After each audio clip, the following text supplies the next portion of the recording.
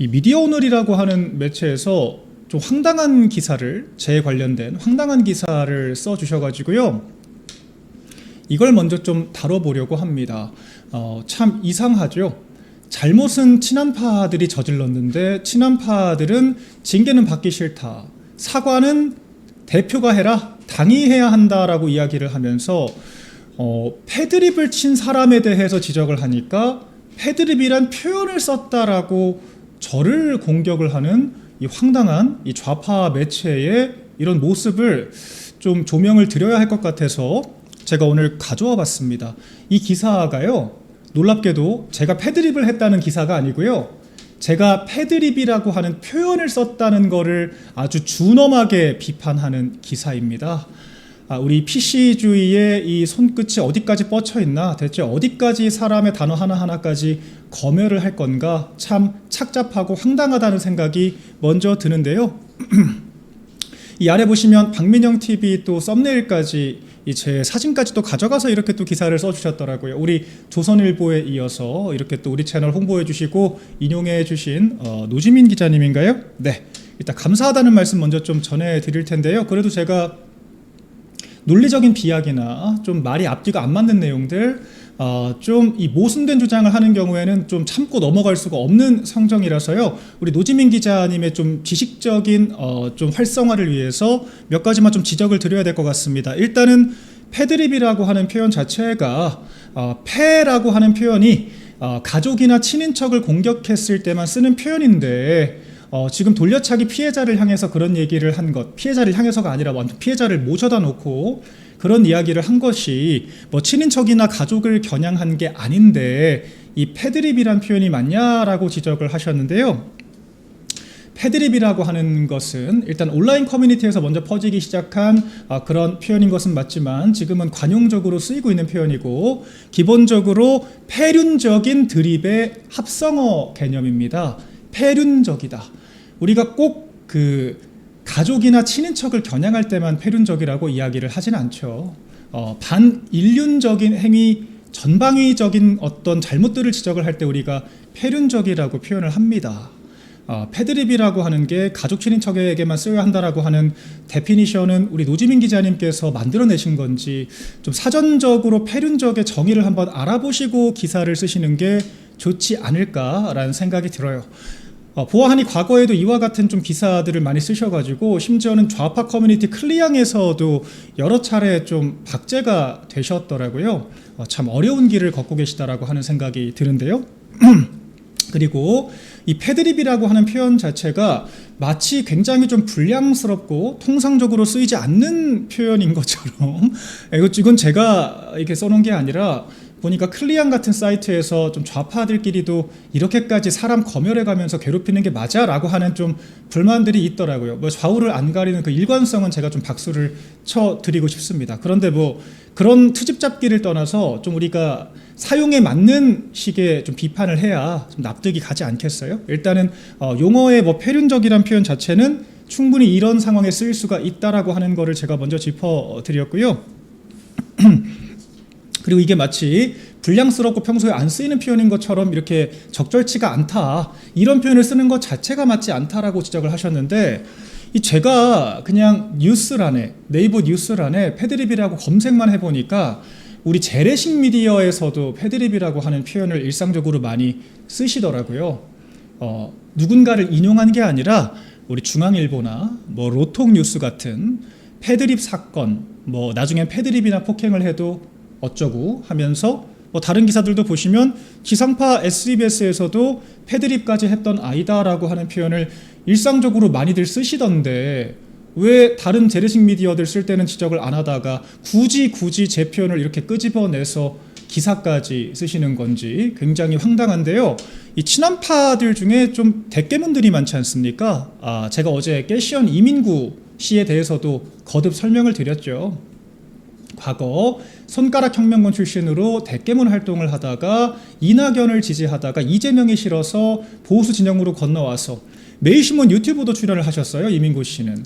그래서 매일신문에서 최은민 기자가 한동훈 왜 좋으세요? 라고 물어보니까 한동훈은 보수 같지가 않다라고 하면서 참 황당한 좋아하는 이유를 밝히셨어요. 그래서 한동훈 씨 그 계파들이 궁지에 몰리니까 엉뚱하게 달을 가리키는 사람을 향해서 삿대질을 하고 있는 굉장히 황당한 모습을 제가 오늘 좀 발견을 했고요. 제가 좀 이렇게 사사건건 검열하는 PC주의적인 이런 검열 통치에 대해서 굉장히 저는 반대의 입장을 강하게 가지고 있기 때문에, 또한 지금 이 지적한 어떤 상황적인 상황이나 논리 자체가 굉장히 앞뒤가 안 맞기 때문에 부득이 조목조목 좀 지적을 드렸다라고 하는 점 너른 양해를 바라고요. 제 표현을 지적을 하실 거면 지금 저 여러 언론들에서 해당 표현들이 버젓이 사용되고 있는 행태, 지상파 방송 가서 항의를 먼저 좀 하시고 나서 우리 사회의 어떤 언어적인 깨끗함을 위해서 앞으로 노력하시면 좋겠다는 생각이 듭니다. 자, 메인 이슈로 좀 들어가 보겠습니다. 친한파들이 공격을 받는데 이런 좌파 매체까지 나서서 느닷없이 당권파들은 그럴 자격이 있냐라고 공격하고 나선 이 황당한 모습들에 대해서 저희가 계속 지적을 드리고 있는데요. 성관이 관련된 좀 소식들을 집중적으로 짚어보려고 합니다. 성관이 관련해서요. 네, 오늘 김은혜 의원이 또 하나의 특종 뉴스를 가지고 왔습니다. 지금까지 투표율만 조직적으로 조작을 했다라고 이야기가 되어 왔는데, 오늘 득표율까지, 득표 숫자까지 조작됐다라고 하는 정황이 드러났습니다. 국민의힘의 김은혜 국조특위위원께서 직접 오늘 공표를 한 내용인데요. 이건 투표율이 아닙니다. 득표수를 수정을 했다라고 하는 겁니다. 심지어는 그 중에서는 개표가 끝나고 나서 득표수를 수정한 경우들도 있었다라고 합니다. 이제 대체 부정선거가 음모론이라고 지금까지 주장하셨던 분들 뭐라고 이야기를 할지 궁금해집니다. 투표율 조작이라고 하는 것은 에이, 숫자를 맞추려고 했겠지 정도로 지금 얼렁뚱땅 넘어가려고 하셨던 분들이 아직까지도 계시던데, 이 득표수 조작은 당최 어떻게 설명이 되지가 않거든요. 이건 실제로 그 득표수라고 하는 게 실제 득표수라고 하는 걸 본인들이 어떻게 알고 맞춥니까? 투표율이라고 하는 것은 인쇄지를 나눠준 만큼을 맞추려고 했다라고 하는 게 100번 1000번 양보해도 우리가 그래 누군가의 당선을 위한 건 아닐 수도 있지 않을까라고 우리가 정말 선의를 가지고 해석을 해줄 수도 있겠지만, 득표수는 어떻게 조작을 하죠? 몇 표를 누가 어떻게 득표를 했을 줄 알고 숫자를 인위적으로 바꿉니까? 이와 같은 충격적인 소식들이 지금 전해지면서 또 사태가 일파만파 커지고 있습니다. 이미 제가 여러분들께 말씀드렸죠. 부정선거의 정의를 우리가 정말 그들이 음모론이라고 말하는 특정 세력을 당선시키기 위해서 조직적으로 조작했다라고 하는 정말 엄밀한 정의를 가지고 살펴보더라도 이미 조직적으로 조작을 했다라고 하는 사실은 드러났다고 설명을 드렸습니다. 이건 이미 뉴스에도 도배가 됐을 정도로 공연한 사실이 됐죠. 이미 지난 총선 대선까지 투표율을 인위적으로 시간 단위로 100표씩 끊어서 혹은 몇 시간 동안 투표수가 아예 늘어나지 않는 방식으로 투표소마다 임의로 엑셀표까지 위에서 보내서 조작을 했다.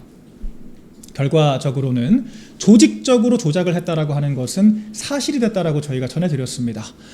투표율만 조작하는 것도 저희가 이미 문제라고 말씀을 드렸죠. 투표율을 조작할 수 있는데 투표수는 조작이 안 되겠느냐라고 말씀을 드렸고, 이 투표율만 조작을 한다라고 하더라도 투표율 자체가 이 개표 방송 등 실제로 우리가 투표에 참여하는 모든 국민들의 투표 의사에 영향을 미칠 수가 있기 때문에 특정 세대 특정 지역의 투표율 자체가 특정 진영의 유불리라고 하는 해석까지 가져올 수가 있기 때문에 그 자체로도 문제지만, 득표수는 안 건드렸겠냐라고 저희가 이야기를 드렸는데 지금 특검까지 가동되기도 전에 이미 득표수도 조작이 있었다라고 하는 사실이 전해진 겁니다. 그런데 이에 대해서요, 지금 일부 인사들, 특히 이제 자칭 우파 진영에 속해 계시다라고 하는 이 조갑재 씨와 같은 인사들의 이런 뭐라 그럴까요? 대체 왜 이렇게까지 하시는지 저는 잘 모르겠어요. 일단 윤상현 의원을 먼저 좀 이야기를 해보겠습니다. 제가 아까 노지민 기자께도 단어 정의에 대해서 설명을 드렸죠. 폐륜적인 드립이다. 폐륜이라고 하는 것이 꼭 친인척이나 가족을 지칭하는 것이 아니라 반인륜적인 행태 전반을 포괄하는 것이다. 제가 대체 정치권에 와서 왜 이렇게 언어의 정의에 대해서 많이 설명을 드려야 하는지 모르겠어요. 이 문장 자체가 모순이지 않습니까? 허위 입력이 조작 아닌가요? 우리 조작이라고 하는 것이 사실이 아닌 것을 입력한다라고 했을 때 우리가 그것을 조작이라고 하지 않습니까? 저희가 오죽하면은 이 사전 정의까지 가지고 와봤어요. 어떤 일을 사실인 듯이 꾸며서 만든다. 진실과 맞지 않은 투표율을 인위적으로 만들어낸다. 그리고 진짜를 본떠서 가짜를 만든다. 투표소마다 투표 숫자를 조작을 해서 투표 숫자를 장난질을 쳐서 가짜로 만들어낸다. 지어서 만들었다. 허위 입력과 조작이 같은 의미 아닙니까? 동의어 아닙니까? 뭐가 조작이 되지 않았다라고 하는 건가요? 조작은 있었지만 100번 양보해서, 근데 그게 누군가를 일부러 당선시키려고 한 건 아니겠지, 그 정도 이야기를 하는 것도 아니고, 외려 지금 저희 같은 사람들을 향해서, 우리 지자들을 향해서 뭐 선동하고 있다라고 지금 이야기를 하는 논리를 펼치는 것이 적합한가 의구심이 들고요. 이 조갑재 씨의 논리는 더욱 조악합니다. 대체 뭘 위해서 이렇게까지 피해 실드를 치시는 건지 잘 이해가 되진 않는데, 잘못 기입한 투표율을 바로잡아서 총 투표율을 정확하게 만들기 위해서 투표율을 고친 거라고 하네요. 그런데 투표율을 고쳤다라고 하는 표현도 저는 납득이 되지 않지만, 설령 그렇다라고 하더라도 왜 그것을 투표소마다 엑셀로 지령을 내려서 조직적으로 조작을 합니까? 설사 실무적으로 개표 과정에서 누락이 있었거나 잘못된 게 있었다라고 하면 그 투표 숫자를 고칠 수 있는 관련 절차가 선거법에 마련되어 있습니다. 상부에 보고를 해야 되고요. 상부에 보고를 하고 재검표를 하는 등의 방식으로 숫자를 다시 맞춰봐야죠. 그럼 틀린 숫자를 제대로 된 절차도 거치지도 않고 100번, 1000번 양보해서 조직적 조작, 그 표현을 안 쓰고 싶어 하시니까 아니라고 치더라도, 그럼 이런 식으로 자기들끼리, 직원들끼리 속닥속닥 자기들끼리 이렇게 짜맞춰서 엑셀 받은 거 가지고 지령 받들어서 고치는 행위들이 일상다반사로 벌어지는 게 그럼 맞다라고 하는 건가요? 선관위 직원들은 그럼 틀릴 때마다 자기들 마음대로 숫자 다 조작하고 바꿔도 문제가 없다는 겁니까? 절차도 안 지켜졌고 그 과정에서 선거 결과 자체가 공정하게 만들어질 수 없는 상황이 조성이 되어버렸는데, 이와 같은 실수들이 고칠 거면 그럼 다 고치든가요? 투표소 오기입 때문에 아예 수천 표가 증발을 해버리는 사건들은 뭐 어떻게 설명을 하실 겁니까? 수십 명의 사람들이 투표를 하지 못해, 한 투표소에서만 수십 명의 사람들이 투표를 하지 못해 돌아가고, 투표소를 오입력을 해서 수천 표들이 무더기로 증발을 하게 되고, 투표소마다 투표를 짜맞추기 위해서 투표율을 다 조작을 하고, 이젠 득표수까지 조작을 했다라고 하는데, 이런 것들을 부정선거가 아니면 더 뭘로 설명을 해야 될까? 의구심이 들고요. 윤상현 의원 국조특위 위원 되셨을 때 우리가 굉장히 공정하고 정말 이 진상규명을 위해서 제대로 된 진행을 바랐던 많은 우리 지지자분들께 조금은 더 납득 가능한 설명을 내주시는 것이 필요하지 않을까라고 하는 생각이 듭니다. 오늘 이 선관위 이슈가 또 일파만파 커지고 있고요. 또 어제 우리 국민의힘 그리고 민주당에서 추천했던 국민 추천위 3명의 인사들에 대해서 또 저희가 소개를 드렸죠.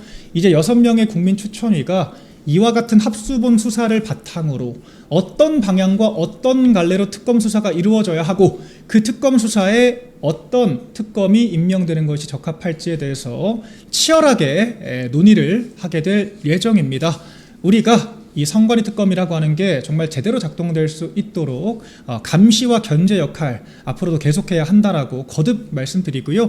여러분, 저 예고드린 것처럼 또 8월 15일에 저희 올림픽공원에서 장독 대표를 중심으로 또 큰 함성이 이어질 예정이니까요. 우리 함께 또 목소리 모아서 지금 이렇게 하루마다 새로운 소식들이 전해지고 있는 선관위 관련해서 제대로 진상규명 이루어질 수 있도록 힘을 보태주시기 바랍니다. 네, 선관위 논란 여기서 끝나는 게 아니죠. 여러분, 노태학 전 선관위원장 기억하실 겁니다. 노태학 전 선관위원장은 사실 임기가 진작에 끝났기 때문에 조희대 대법원장이 추천을 한 천대엽 대법관으로 새로운 선대위원장이 이미 이번 지방선거 전에 임명이 되었어야 합니다. 그런데 민주당에서는 새로운 선관위원장에 대한 인선을 사실상 거부를 했죠. 청문회를 차일피일 미루게 되면서 결과적으로 임기가 다 끝난 노태학 선관위원장이 이번 지방선거까지 관할을 하게 되었고, 결과적으로 이번 수사의 중대한 지금 과실로서 수사 대상에 오르게 된 그런 상황인데, 이 노태학 선관위원장 선거관리만 엉망으로 한 게 아니었죠. 부부동반 출장을 우리 국민들의 세금으로 수차례 다녀왔다라고 해서 엄청난 파문이 일었습니다. 당최 선관위원장의 부인이 어떤 공무상의 역할로 선관위원장과 함께 매일 수천만 원을 쓰는 호화 외유성 출장을 따라가야 하는가에 대해서 많은 국민들이 의구심을 제기를 했고 지금 고소고발을 포함해서 합수본 수사까지 진행이 되고 있는 상황이죠. 이에 대해서 노태학 전 선관위원장은 마치 선심이라도 쓰듯이 수천만 원의 금액에 대해서 국고에 반납을 하겠다라고 이야기를 했습니다. 근데 이게 우리가 횡령 저지르고 범죄 저지른 다음에 사기친 다음에 걸렸으니까 미안하고 돌려주고 나서 끝날 문제는 아니겠죠. 앞으로도 법적으로 책임을 질 부분들이 많을 것 같은데 오늘 또 새로운 기사들이 나왔습니다. 노태학 전 선관위원장의 부인이 공무상 아무런 직함이 없는 일반인이에요. 일반인. 민간인이 국민들의 세금을 가지고 외유성 출장을 수차례 따라간 것 자체도 굉장히 황당하고 기함할 일인데 심지어 거기에 선거 관리할 때는 나타나지도 않는 선관위 직원이 수행을 했다라고 하는 겁니다. 선관위원장의 부인이 언제부터 영부인급의 처우를 받았습니까? 김건희 여사는 영부인인데도 순방도 따라가지 말라고 이야기를 했던 이 좌파 세력들 지금 뭐라고 이야기를 할까요? 따라가는 것 자체도 황당한데 국민들의 세금을 쓰고 출장을 가는 것도 황당한데 대체 선관위 직원들은 정체가 뭡니까? 선거 관리 똑바로 하는 것도 없고 선거 때만 골라서 휴가 쓰고 선거 때만 골라서 연가 쓰고 출산휴가 쓰면서 이런 출장 수행으로 따라갈 시간은 있습니까? 수행을 한 건 맞나요? 수행이라고 하는 명목으로 전산기록 마음대로 조작해서 대충 예산 집행하려고 구색 맞춘 거 아닙니까? 이 가족회사라고 칭해지는 선관위가 국민들의 세금 가지고 선관위원장만 놀러가기 미안하니까 선관위 직원들도 같이 좀 데려가 줄게 이런 식으로 지금 짜맞추기 한 거 아닙니까? 또 전산 조작한 건 아닌가? 그런 의구심마저 들고요. 대체 선관위라고 하는 조직, 한동훈 씨와 마찬가지로 그러고 보니까 참 닮았네요. 선거 조작하고 투표율과 득표수 조작하는 선관위나 이렇게 이 서명 포맷 조작해서 가짜 서명 받아다가 가짜 언론 플레이하고 당원 게시판에 가짜 여론 조작이나 하는 한동훈과 그 계파들이 정말 똑같다. 데칼코마니 같다라고 하는 생각이 거듭 듭니다. 이에 대해서 정말 엄중한 책임을 물어야 할 것이라고 생각이 되고요. 이번 선관위 특검에는요. 그래서 선거관리 시스템뿐만 아니라 이런 선관위 안에서 벌어진 채용비리, 인사비리 그리고 이런 회계 처리 등에 대해서 이 공금에 대해서 국고에 대해서 유용하거나 횡령한 부분들은 없었는지에 대해서 명명백백하게 낱낱이 밝혀야 할 책임이 있다라고 하는 거 오늘도 거듭 강조드리고요.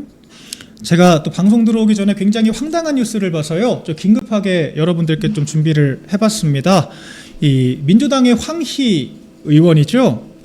민주당이 지금 청년 지지율이 대폭락을 하니까 아주 초비상인 모양이에요. 어제 오늘 민주당의 특히 20대 여성의 지지율이 지난 1년 동안 20%포인트 가까이 떨어졌다라고 하는 뉴스가 나오면서 민주당이 발칵 뒤집혔습니다. 20대 여성이 어떤 세대, 어떤 계층이었습니까? 20대 여성들은요, 이건 뭐 20대 여성들의 문제가 아닙니다. 남성들과 다르게 병역의 의무를 소화하지 않기 때문에 이 안보 담론에 있어서 상대적으로 덜 민감한 측면들이 있고 민주당이 지금 주창하는 무슨 뭐 이런 패드립이란 표현도 쓰지 말라고 하는 식으로 이런 검열하는 이런 페미니즘이라고 하는 갈라치기 정치에 이제 일부 호응했던 측면들이 있고요. 또한 이제 20대 여성들은요, 좀 소비하는 어떤 정보 자체가 굉장히 드라마, 문화 컨텐츠 중심적으로 소비를 하기 때문에 지금 좌파들이 꽉 잡고 있는 이런 문화계의 영향을 상당히 많이 받는다. 그래서 20대 여성들이 지금까지 민주당의 코어층으로 분류가 되어 왔다라고 제가 설명을 드렸습니다. 그런 20대 여성들이 1년 새 20%포인트나 대폭 이탈을 했다라고 하는 거예요. 결과적으로는 20대 여성들도 다 증시, 부동산 영향을 받고 월세고 전세고 살아야 될 거 아니에요. 다 영향을 받는 청년들인데다가 이번에 형소법 개혁 때문에 이재명의 범죄 지우기 때문에 피해자들의 눈물은 보이지도 않느냐라고 하는 이 문제인식이 적극적으로 반영된 결과라고 저는 생각을 하는데요. 이 민주당이 다급해지니까 결과적으로는요, 지금 부랴부랴 또 말 같지도 않은 소리를 합니다. 청년들이 이 부동산 대책, 이 망국적인 부동산 계약 때문에 살 곳이 없다. 당장 전세를 들어갈 수가 없다. 저도 올말 내년 초쯤에 이사를 해야 되는데 눈앞이 깜깜합니다. 최근에 이사하시는 분들이요, 집이 없대요, 집이. 전세도 없고 월세도 없다라고 합니다. 왜 그러냐? 실거주 의무가 강화되니까 살던 사람들도 지금 내보내야 될 판이에요. 세금 안 내려면. 월세, 지금 다주택자들 지금 보유세 줄줄이 늘리겠다라고 하는데 월세가 남아나겠습니까? 전세 살던 사람들까지 다 경쟁을 해야 되는 지금 상황이에요. 청년들이 내 집 마련은 고사하고 당장 이번 달 월세 내고 살 집도 없다라고 지금 아우성을 치니까 가지고 왔다라고 하는 대책이 폐버스를 리모델링해서 청년주택으로 쓰자, 이렇게 이야기를 합니다. 지금 청와대 관계자들은 수십억짜리 똘똘한 한 채 살고 있다라고 해서 문매를 맞고, 당장 지금 청와대 대변인부터가 수십억짜리 아파트 살고 있다, 수억짜리 지금 벤틀리 타고 다닌다라고 해서 얼마나 지금 내로남불 비판받았습니까? 이재명 분당 아파트 30억에 팔았다면서요. 본인들은 이렇게 경제 기득권 전부 다 누리고 있으면서 우리 청년들한테는 폐버스를 개조해서 살아라? 이야기를 합니까? 논란이 되니까 황희 의원이 한다라고 하는 말이 이동도 가능하고 장점도 있다, 이렇게 이야기를 하네요. 저희가 폐처리된 자동차에 주거하는 걸로 모자라서 캠핑이라도 다녀볼까요? 캠핑 다니면서 집은 못 사지만 여기저기 경제 활성화는 하면서 열심히 소비하는 삶 살아봐라, 그렇게 지금 조롱하고 놀리는 겁니까? 지금 이런 토지공 개념이라고 하는, 정말 제가 마두로처럼 우리나라를 베네수엘라처럼 지금 경제를 만들고 있다, 부동산을 지금 베네수엘라처럼 세제를 만들고 있다라고 말씀드렸잖아요. 우리나라가 베네수엘라로 주저앉으면 그때 마두로는 임대주택이라도 줬지, 민주당은 임대주택도 아니고 버스에 살아라, 이야기를 하는 게 지금 이 정부 여당의 수준이라고 하는 것이고요. 지금 논란이 상당히 커지고 있는 모양새입니다. 정부에서는 정부 정책이 아니다라고 지금 선을 긋고 있고, 황희 의원은 황급하게 SNS를 삭제했다라고 하는데, 이분들이 지금 가지고 있는 생각 자체가 삭제한다고 이 기록들이 다 사라지겠습니까? 본인들이 어떤 생각을 가지고 지금 정책들을 짜고 있는지, 얼마나 청년들을 얕잡아보고 자신들의 기득권은 기정사실화 해놓고 청년들한테만 임대주택만도 못한 폐처리장에서 살아라, 폐처리차 안에서 여행 다니면서 살아라, 이런 발상들을 하고 있는지가 적나라하게 드러난 또한 장면이었습니다.